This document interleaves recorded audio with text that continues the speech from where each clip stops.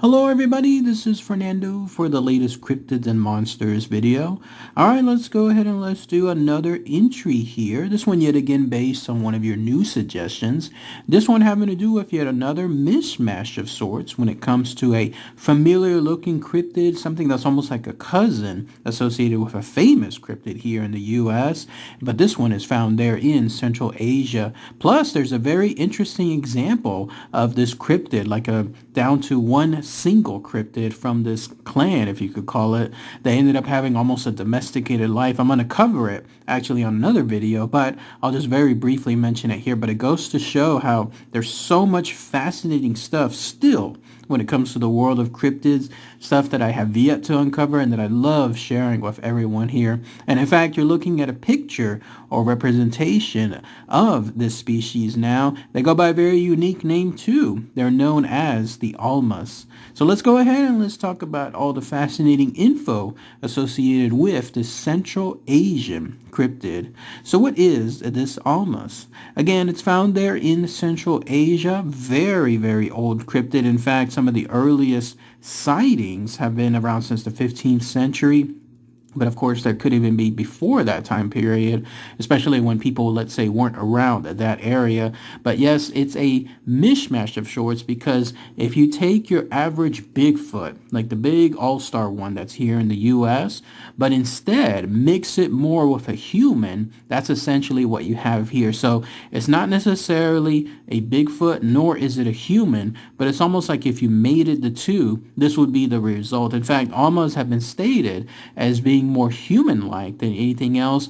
They just happen to have these cryptid-like characteristics. In fact, let's talk about those items here now. So this is something, again, that resembles very much so a human, but has, just like Bigfoot, completely covered with hair type status. So in other words, very thick, brown, to reddish brown hair, just covering it from head to toe. Also, it's just about the size of a Bigfoot, but smaller. So it's not quite as large. In fact, it's probably closer to size when it comes to a regular or a tall human. And they also have been linked to Neanderthals. Neanderthals being from such a long time period ago. They have the sloping brow. They have the brow ridge. They have the flat nose. They also have a very, very large jaw. Thick muscles, large feet as well, long fingers as well, being used to be able to, I guess, either hunt or live within their proximities.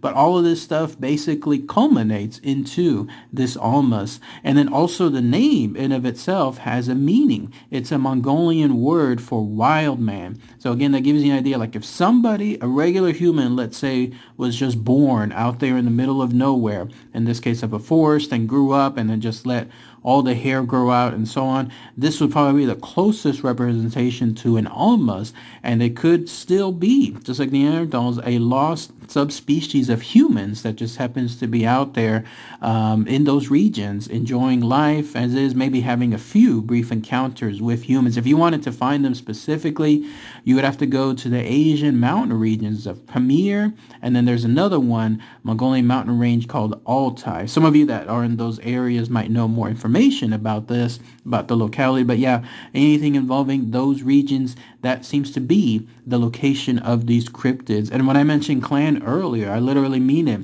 Historical accounts go to the 15th century and so on, but people have stated that that's where they find almost like an entire species of these creatures. They're out there, they're living in pairs, they're living not as individuals, but more as a community. And then they seem to have also very human-like traits. Down to this was what I found the most interesting too. They even wear clothes. People have stated that, that when they've seen these things, they were able to see them with clothes, obviously like very primitive clothing, but still clothes nonetheless. And then they also have weapons that they're able to form. and then other small type of primitive tools as well that they're able to just utilize there. But that was very, very fascinating to read. One of the first instances of a cryptid, if you call it that, that is able to do something along those lines, that is able to do very human-like things. Plus, they almost seem to communicate with each other. Not necessarily like when it comes to forming words, although maybe they do have their own form of dialect. It's just completely understandable to us humans. But otherwise, there's grunts and mutterings that they state, and they may not even have the vocalizations available for it, but it does seem like they have some form of communication too. But again, just super fascinating stuff when it comes to that. But otherwise, most of the information about the characteristics associated with the Almas, that's essentially it. Now, as far as that one Alma that stood out, and again, I'll mention this more on another video soon, but apparently there was an unnamed man or somebody that was, at least once I get more information on this, that was able to get a female Almas, because they also have differentiations there within the species, male and females, and they were able to obtain one that they ended up naming Zana. And then not only that, but this cryptid, this Alma, was able to use their knowledge, their intellects to be trained. And they were able to do stuff like grinding grain for flour on a daily basis, and then getting firewood as well. And then being able, the impression I got was to almost be like another family member, if you could even call it that. Maybe something along those lines of even a wife, dare I say. I have to do again more research on this, but that's some of the things that stood out with regards to this very unique circumstance involving an actual cryptid that ended up being, for lack of a better term, domesticated, and then lived with someone there. Again, so much fascinating stuff, but I'll share that other video soon. Other areas apparently that this creature has been found, at least with regards to other locations, is close to Russia. There was mainly because there was a lot of people there in Russia that are doing, like historians and others that are doing expeditions and investigations to try to find more information about these Almas.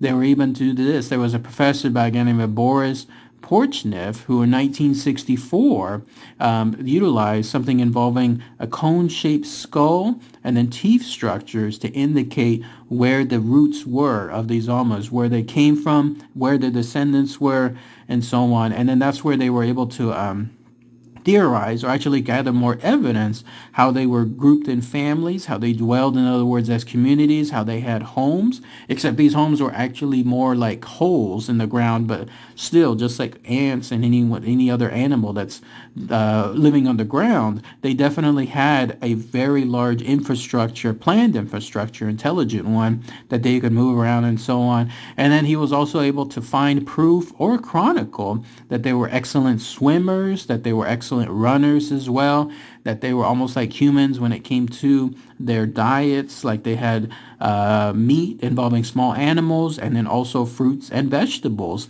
and that they were mainly nomadic, but still they traveled frequently together, and that's why there were multiple sightings with the regions there consisting of farmers and villagers. And then if you wanted to have another idea of how there was another Russian by the guy by the name of cryptozoologist, an idea of how these people are, these investigators are trying to get more proof. There was an expedition done in 1992 where they gathered more information as far as these creatures weighing almost 500 pounds, big size, no, when it comes to these Almas, and then again that they're nocturnal, and the quickest speed that one of them can run, get this, is 40 miles an hour. How quick is that? Like, that is amazing stuff. Imagine the power of seeing something like this running as quick as that, 40 miles an hour. Definitely it would be a sight to see. But yeah, they were even able to collect during this expedition droppings from these Almas, and then also footprints and then hair samples.